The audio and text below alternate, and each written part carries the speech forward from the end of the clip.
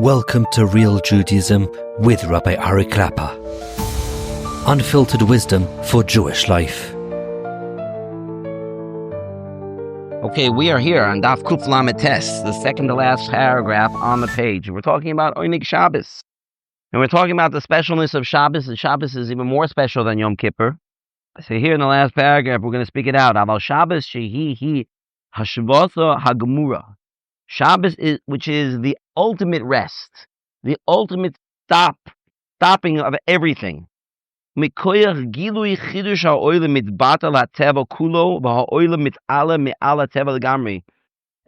the power of the revelation of the Chidush HaOlam, like we discussed in Chelik Sheni of the Sefer, the revelation that HaKadosh Baruch Hu created the whole world. I think the Latin term is ex nihilo, from nothing.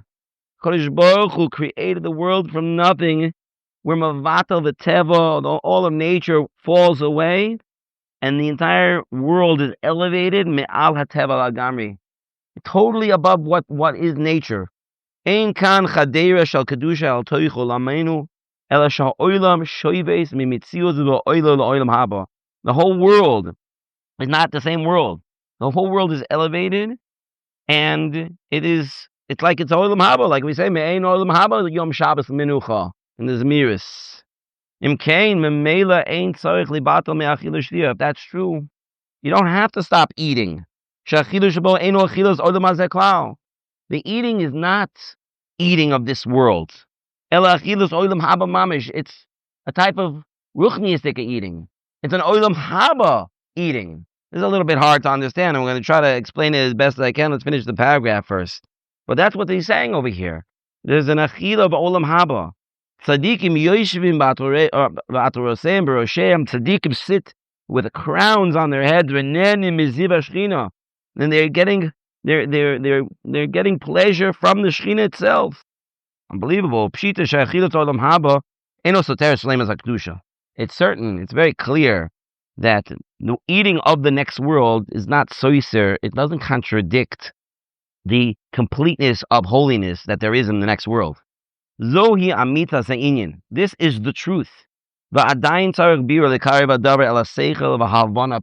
person still needs more understanding in order to bring this into a much clearer and simpler understanding. What does that mean? Tanugim. What are we supposed to be having physical pleasures for in the day that is so holy? Now, I'm going to take a second over here to try to explain some things that are probably a little bit troubling. Because, Rabbi, what does that mean? Like, I'm not holy enough to understand what this line means. What's he talking about? Isn't eating? Isn't it the same? So, we're going to look at this in a couple different ways. First of all, sometimes a person gets so used to something, they don't even realize that it's elevated. Right? It's just that's part of everyday life. Right? An example that we can see this from is Klal Yisrael in the Midbar. Klal Yisrael, it says, after Kabbalah Torah, they sat and they ate in front of the Shechinah, and it didn't bother them. It was like it was nothing. It was like it didn't affect them at all. As soon as they did the Egel Azov, even the rays of the face of Moshe Rabbeinu, they couldn't handle. They couldn't handle it. Before they did the Echad Egel, it was like pashut, simple. They were able to. It was almost like it was even. It says that they were eating in front of the Shechinah. They were on such a high level, they didn't even experience everything from it, or they didn't. Not that they didn't experience anything from it, but rather it wasn't shocking to them. When was it shocking? When there was such a high level of spirituality coming from the face of Moshe Rabbeinu, and they were not there. They were not holding at that level. That was a massive. They couldn't handle that. So sometimes we don't even realize that we got used to Shabbos to a certain degree that we don't even realize how special it is.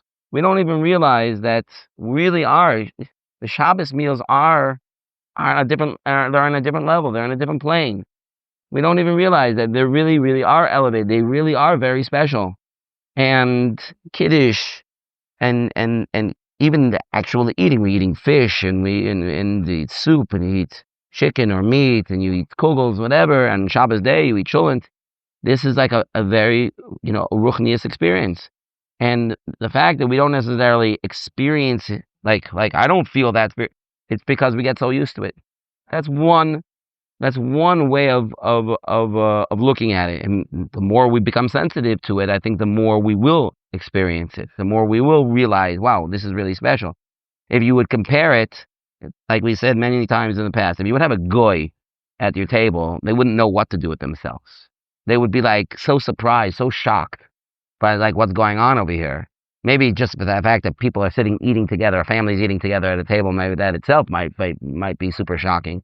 But the feeling of a Shabbos table has brought people back to Yiddishkeit. People who've gone off the derech or never were on the derech in the first place became Balei Tshuva because they sat at a Shabbos table and they saw, wow, like what was that so special? They were having a Karbach Shabbos, right? They were singing like. Obviously, the zemiros is a major part of Shabbos, divrei Torah, but it's the Shabbos table. It's the cholent. Yeah, it's the food. How many people said, yeah, I became a Baal Tshuva because of the cholent, right? There is the Indian of the food. When you're holding on that level, sometimes you just like, it's regular and you don't really see the difference. But a person who's not on that level can see a massive difference. Massive difference. That's one. The other is something that I saw just a few days ago, where Dessler writes in Michtav Eliyahu a very interesting idea. And the truth of the matter is, he speaks about this. He speaks about eating on Shabbos. And eating on Shabbos is not just about eating. It's not just about eating. When we're talking about, like Rapinka says over here, about how the food on Shabbos is like Olam HaBa, what that means is that you have an opportunity to connect to Olam HaBa through the food. That's what it means. It's not automatic. You can do it. Like we mentioned last week, how HaKadosh Baruch Hu wants us to serve Him through eating. HaKadosh Baruch Hu wants us to serve Him chatzi lachem. We're not only supposed to serve Hashem with tefillah and Talmud Torah and what we would call objectively ruchniistic ways, spiritual ways of serving Hashem. Hashem also wants us to serve Him in physical ways, which means that we have an opportunity to serve Hashem through food. But that's still only an opportunity. Not everybody who eats on Shabbos all of a sudden becomes the biggest spiritual person in the world. There are people who, unfortunately, take the mitzvah of eating it and use it to throw themselves into gashmias. And that is not going to lead you to the highest levels of ruchnius. It won't. Yes, technically you might be performing the achila, the sudos that you're supposed to be, but Rav Dessler writes, that's the way the Yetzer Hara covers up for what he's really doing. He's covering up his tumah with a mitzvah, so that you can't tell what's really going on up here. Well, you mean I'm doing a mitzvah, and you can't tell that really what's going on beneath the surface is really getting closer to the world of tumah.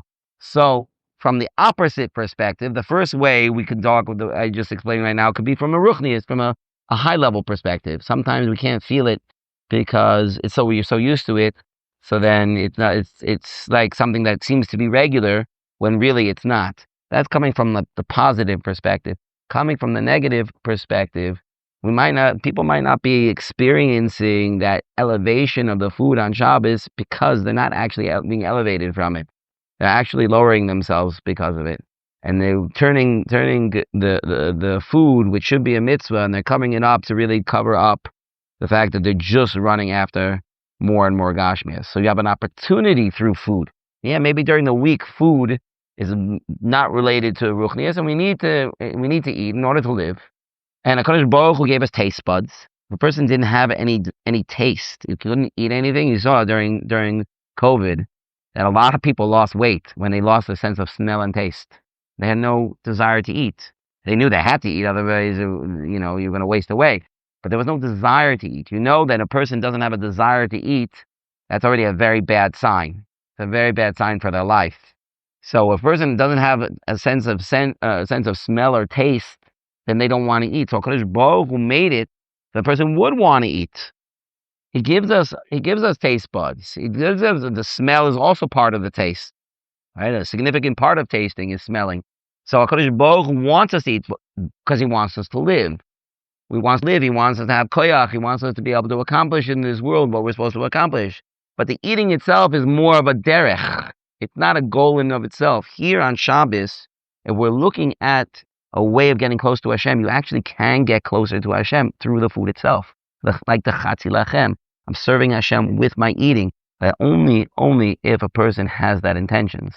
If a person has intentions to eat because he wants to eat, he doesn't have any intentions to elevate himself using this food, so then he's not going to be elevated.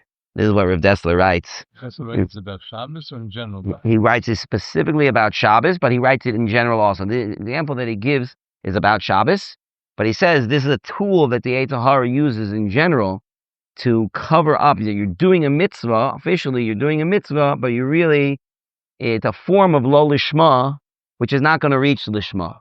It's a form of lo lishma where you're just hiding your real intentions through the mitzvah. Yeah? Not necessarily in agreement with them. So that's what he's saying over here. Rav Pinkus certainly is saying, what? He seems to be saying automatic. It sounds, yeah. Qualify it. It seems to be from our thinkers that it's like, without that intention. I hear you saying that he does make it sound like that. Right, so he's going to ask that. We're going to have to explain this a little bit deeper, right? A little bit more. But certainly, I think I needed to explain it this way because on a very practical level, why is it like this? Why do you see people, unfortunately, there are places, I don't think this happens so much here in Ramat Beit Shemesh, but there are places in the world where people come back drunk every single week from a kiddush, and they pass out. Either they pass out, they don't even come home, and they pass out wherever the kiddush was, or they can't even have a suda with their family. Like, what happened over here? That's the way to reach kedusha, right? That's the way that to plug into what Shabbos is, and it brings their families down, and it hurt. How do you? I'm not a therapist, but they say one of the ways that if somebody is addicted to something is if they can't stop doing it, even when they know it hurts their family. Even though when they know it hurts people, what they're doing, and they keep doing it anyway, and whether they're purposely hurting their family, which is terrible, or they just can't control themselves there. And this is what happens. I'm going to say that such a person is kadosh, right? It's a very hard thing to say that. So we have to, in reality, it seems like we have to see the words of Rav Pinkus is saying through the lens of what Rav Dessler said. Let's continue. Let's see. Maybe I'll give a little bit more hezber here. Ois beis on the bottom of Kuf Lamed Tes. Kuf Lamed Tet. V'nei le'el hidboyer eich tanuge Shabbos eino stir lekdusha. Aval be'emes lo rak tanugim eino soiser lekdusha Shabbos ela sheyesh mitzvah litaneg b'Shabbos. Nimsa shatanugim hem adra b'siba lekdusha.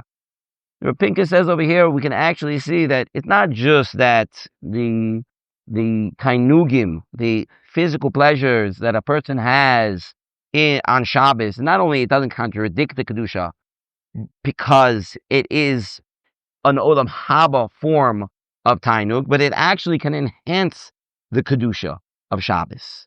We need to understand, how does it come? How does these physical pleasures bring out kedusha?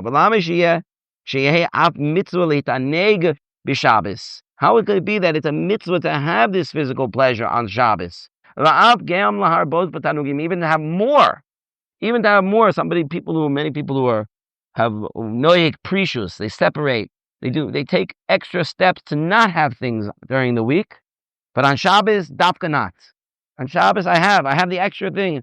I want that extra cracker. I want that extra herring. I'm always talking about herring because that's real tainug. You don't know what herring is. That's real tainug.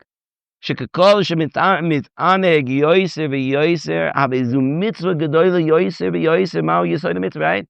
Person has the opportunity to get even higher levels of kedusha through the food. Going back, Rav Pinkus says from the very, very beginning, the Pesicha, he explained over there, Shabbos is Hashem's day. Go back to the first year, that's what we said, I believe. Shabbos is Hashem's day. It's not our day. We got 6 days. We got 6 days to do our work. The seventh day, Shabbos is not ours. Al kain b'yom zeh ritzoynenu v'to'altenu afilu ratzon v'to'eles kedusha v'telemu v'tolim klapi ritzon yisbarach. When it comes to Shabbos, our ritzoynes are meaningless. It's not our day. You know, it's doimed like to a chasana, like we discussed in Chelek Aleph. It's like a chasana. When there's a chasana, so, you know, you have dancing in the chasana, you'll see even the biggest, most choshev rabbanim will do things in front of us, and that seems to like they're belittling themselves. They're lowering themselves in order to make the chassan smile, in order to make him happy, right? And then they'll how can that be? Do you know why? Because right now, this is the chassan's day, and there's a mitzvah to be misameach the chassan. So I'm going to be mavatal myself. I'm going to be mavatal my ratzon for the chassan. And that's what it says that David HaMelech also, when the Aron HaBris was being brought to Yerushalayim, and David HaMelech was outside in front of the Aron dancing with reckless abandon. He was dancing with such islavus, to the degree that his wife Michal, the daughter of Shaul, said to him, "How could you embarrass yourself in front of the lowliest of people? You're the king of Israel. How could you do that? The way you dance like that in public. How could you do that?" And David HaMelech said back to her, "It was in front of Hashem. In front of Hashem, none of us are anybody.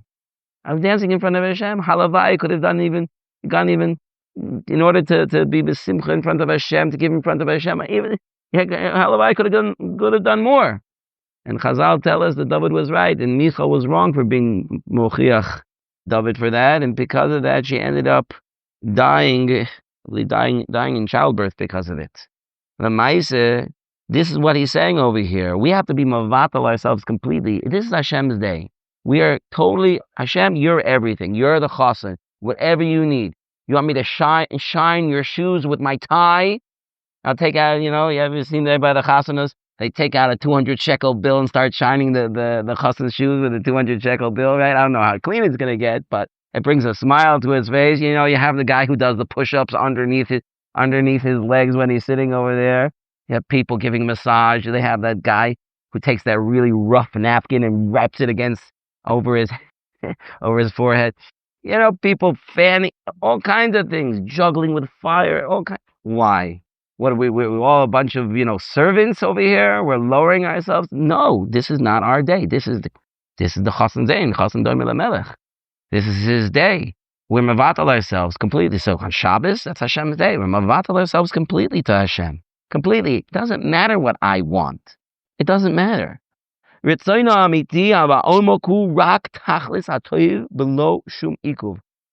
I want? I'm sorry, it's what Hashem wants. What Hashem wants. That is what's good. It's not my decision what I want. It's what Hashem wants. That is the best thing. That is the tachlis of all good. Completely. And what does Hashem want? Hashem wants everybody to have everything. Hashem, when he throws a party, he wants everybody to have everything. Okay, well, Ruchni is great. No, Hashem wants you to have Gashmias too. Hashem wants you. That's what Hashem wants. I may not understand it, but if that's what Hashem wants, that's what I'm going to do. But again, when I'm doing that for Hashem. I'm not doing it for me. I'm doing it for Hashem. That's what Hashem wants. We are mevatel our own ratzon for His ratzon. We're doing it for Hashem's kavod. Hashem, you want me to eat? I'm going to eat. If you want me to drink? I'm going to drink. Hashem does not want you to turn into a menucha. And what Hashem doesn't want is that you should do it for yourself. You're doing it for Hashem. If we're doing it for Hashem, then that's really, we know that we're doing Ratzon Hashem. Hashem, you want me to eat? I'm going to eat. You want me to really enjoy the food? I am. I'm going to really enjoy the food because you want it. And here we could see, we're going to tap into serving Hashem with our bodies, serving Hashem with our taste buds, enjoying the food, right? You can even enjoy it with our eyes, right? The person has to see their food in order to really enjoy the food. And I'm looking at the food. It looks so nice, so tasty. My wife made to put this all together, and it's so nice the way everything is put out. And wow, the challah is toasty brown. Wow, everything is perfect. And I'm enjoying it because that's what Hashem wants. And I'm doing it for Hashem. Right? Okay, Hashem, that's what you want from me. But the question is, are you really doing it for Hashem? Or are you doing it for yourself? If you're doing it for Hashem, it's on Hashem. And if you're doing it for yourself, well, then you missed it. Let's explain this a little bit more. Ois Gimel. The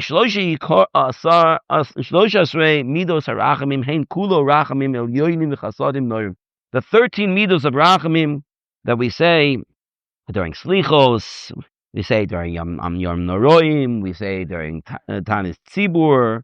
So the 13 midos of rachamim, they are all rachamim elyonim v'chasadim noir. They are amazing, amazing midos of HaKadosh Baruch Hu, of rachmanos, of giving that HaKadosh Baruch Hu does. We can't even imagine. Hamida hashvius behen. What is the 7th of the 13 midos? The Fishitas HaZoyar and the Arizal and the Gra. Okay, the different ways of counting. That's why he's saying this. So we're going with the Mukubal Mahalach, the Nistar Mahalach, right? The Zoyar, the Arizal, and the Goin. He midas ve'emes. The 7th one is emes. The Choyer Kasha Heichen Yesh Mashmo Shel Rachamim Merubim B'Mida Emes. Where do we see the great Rachmanos, the amazing chesed that HaKadosh Baruch Hu does for the world through the midah of emes? Harei adrabah, emes toveh din mishpat. If anything, emes implies the opposite. Emes would be din.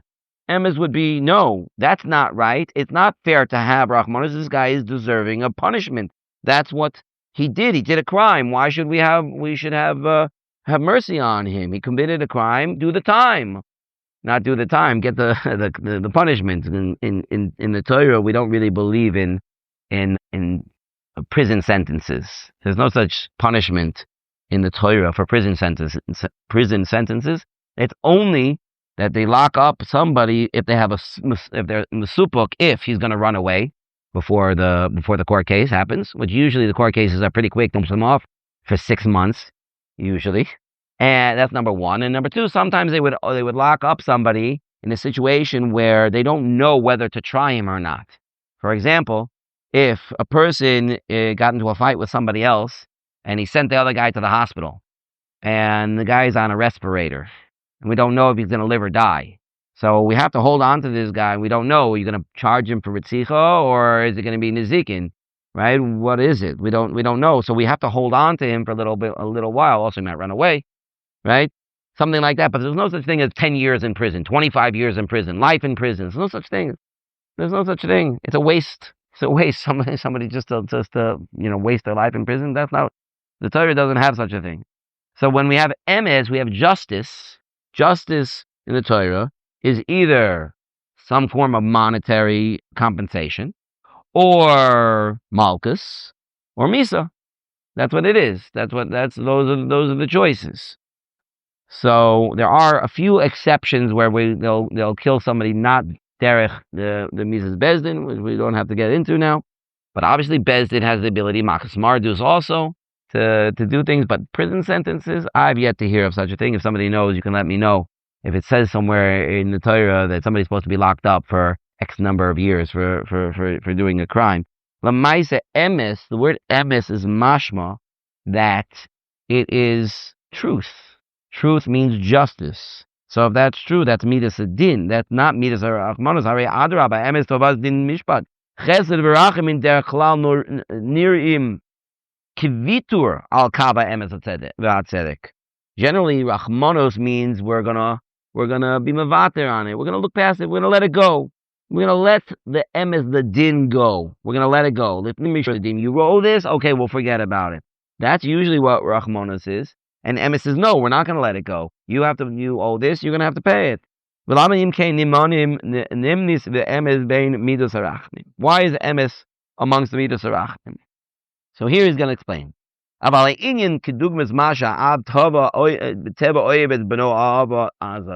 a mashal. A father who has a tremendous, tremendous love for his son. We can understand what that means. My father has such a tremendous love for his son. But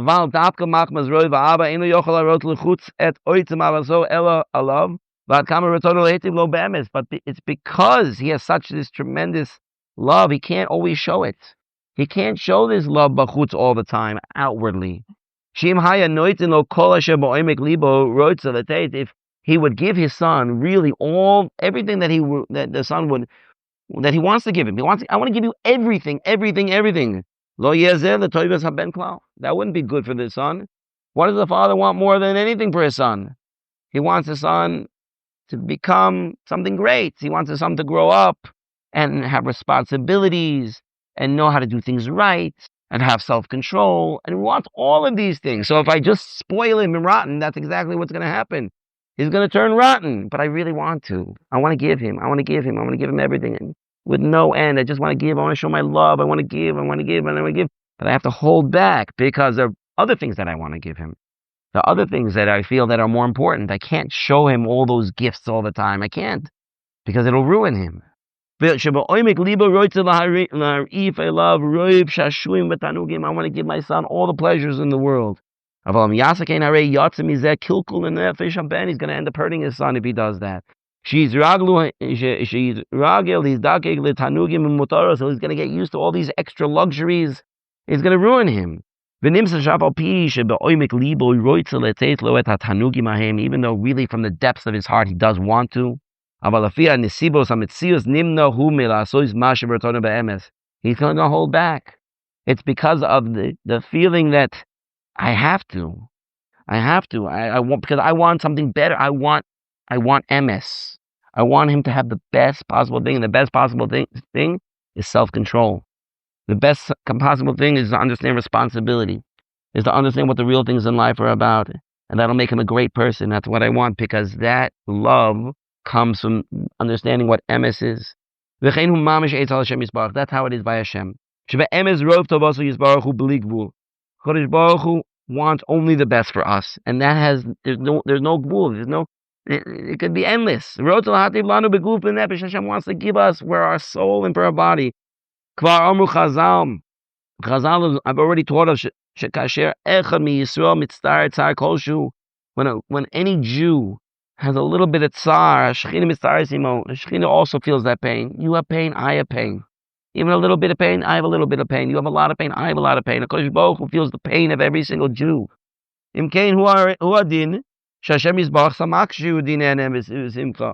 then it's opposite as well. HaKadosh Baruch Hu is happy when we're happy. We're happy, Hashem's happy with us. We're in pain, Hashem's in pain with us. Right? And here he makes a side point. We're not talking about tanugim of Isser Chas v'Sholem she'en zeh hana v'tanu klal ela she'ol tacht is kipshuta. We're not talking about a person going through illicit types of pleasures, because that is not a real pleasure. It's a thrill that comes, that the Yetzer Hara has a very special thing, that he has the ability to give a person hana through something that is really something that's very low. It's a miyuchadik thing that's only for the Yetzer Hara, but ultimately the person is going to be paying for that very dearly. So we're not talking about that. We're talking about real hana, a real, genuine, good hana, and HaKadosh Baruch Hu wants to give us that. Why does Hashem act with din? Why does Hashem do that? This is what the Mishnah says. If I would give them so much good, if I don't think there's a Mishnah, I think it's the Gemara. Yeah? Hashem says, if I would give them so much good,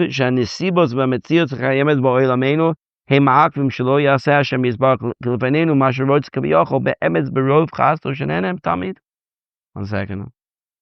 If HaKadosh Baruch Hu gave us all good, we wouldn't be able to handle it. Because the way things are in this world, they're going to prevent us from really, really taking those things and actually using them in a way that's going to be the best things for us. Because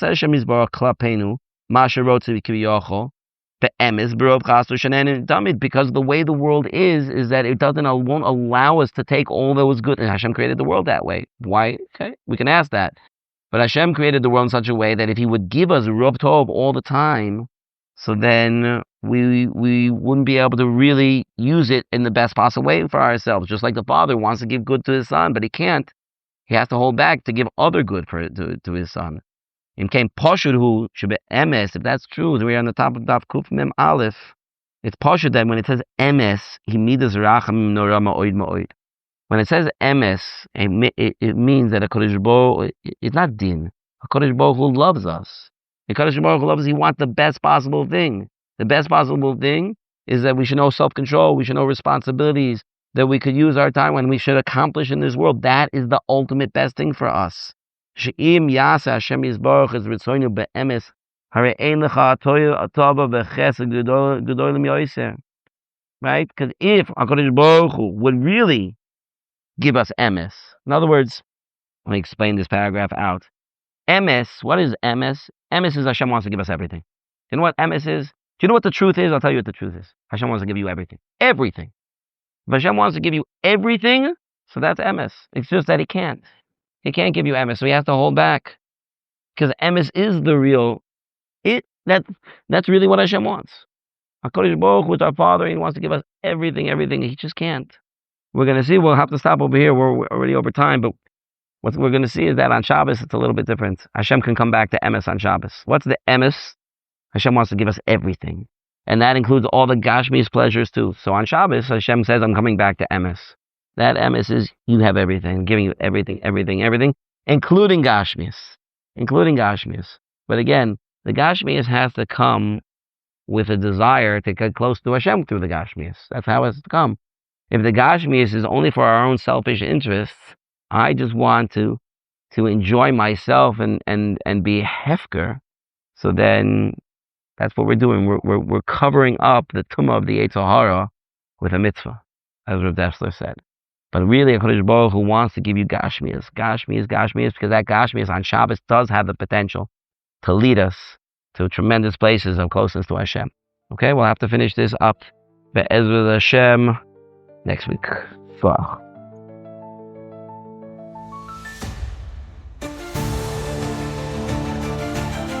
Thank you for joining Real Judaism, where we explore Torah's wisdom for real life.